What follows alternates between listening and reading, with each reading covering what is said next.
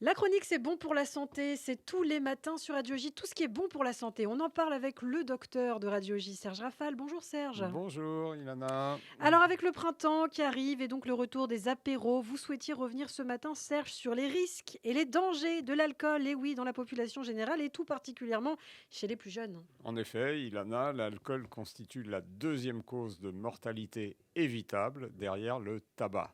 Même consommé en faible quantité et régulièrement, ce risque augmente dès les premières gorgées, responsable de nombreuses maladies et en premier lieu du cancer. 41 000 décès lui sont imputables chez nous chaque année. Les résultats d'une enquête récente diligentée par Santé publique France sont inquiétants sans être étonnants. Près d'un quart des Français, âgés de 18 à 75 ans, sont en effet des consommateurs à risque. Et les plus jeunes, 18-24 ans, consomment plus de 2 verres par jour, fort heureusement, pas tous les jours. Leurs premières expériences démarrent dès l'entrée au collège et les quantités progressent ensuite durant leur scolarité.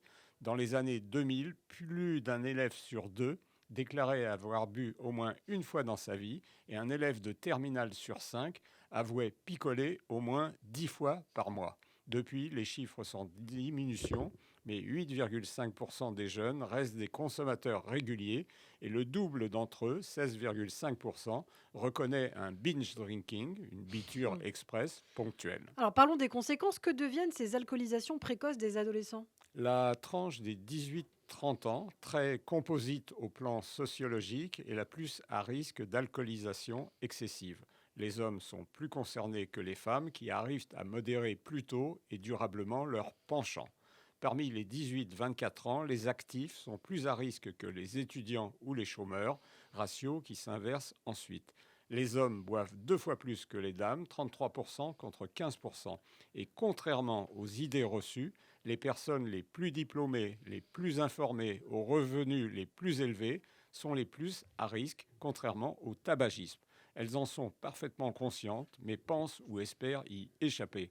Le danger comme l'enfer, c'est pour les autres. Alors est-ce que vous pouvez nous rappeler, Serge, les risques de l'alcool quand même? Il est classé depuis 1988 par le Centre international de recherche sur le cancer comme cancérigène avec un risque avéré pour la bouche, le côlon, le foie, le larynx, l'ésophage, le pharynx, le sang. En France, 8% des nouveaux cas lui sont imputables.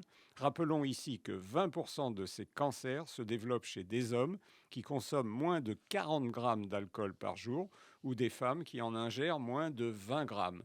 Notons qu'outre le cancer, l'alcool est également responsable de problèmes cardiovasculaires, hypertension artérielle, AVC, troubles du rythme cardiaque, dès la prise de 10 grammes par jour. Alors 10 grammes par jour, est-ce que vous pouvez rappeler, Serge, ce que représente précisément 10 grammes d'alcool? C'est un ballon de 10 centilitres de rouge, un demi de bière de 5 degrés de 25 centilitres, une coupe de champagne, un apéro de 7 centilitres, un pastis de 2,5 centilitres, un whisky de 2,5 centilitres contiennent la même quantité d'alcool, seules les contenances diffèrent. Important, un mot sur les recommandations avant de reprendre sa voiture? L'alcool est responsable de 30% de la mortalité routière. Le risque est multiplié par 18 chez les conducteurs alcoolisés, réel à partir de 0,5 g d'alcoolémie. C'est un délit à partir de 0,80 g par litre. Chaque verre correspond à une augmentation de 0,20 g. Dès 2 verres, vous êtes à la limite tolérée. Et quelles sont les recommandations santé actuelles? La modération. Pas plus de 10 verres, soit 100 grammes d'alcool par semaine. Pas plus de 2 verres par jour, soit 20 grammes. Pas d'incitation à boire pour ceux qui n'en éprouvent pas le besoin. Intercaler des journées sans alcool aux journées avec. Mais notons que si la moitié de la population consomme 3% du volume total, 10% des plus gros buveurs en ingurgitent, eux, près de 60%. Alors très rapidement, Serge, comment lutter contre cette alcoolisation des plus jeunes? Par la multiplication des interventions pédagogiques, l'augmentation du prix, la diminution de la tolérance par la prévention routière. Malheureusement, se dressent plusieurs obstacles, dont deux sont majeurs. L'un culturel, l'alcool est convivial et festif. On envisage mal une troisième mi-temps de rugby à la tourtelle, au soda ou à la badoie, même si nos amis rugbymen ne sont pas tous alcooliques. l'autre socio-économique avec un lobbying très actif. Merci beaucoup Serge Rafal, le docteur de radiologie qu'on retrouve bien sûr au quotidien. On vous retrouve demain Serge.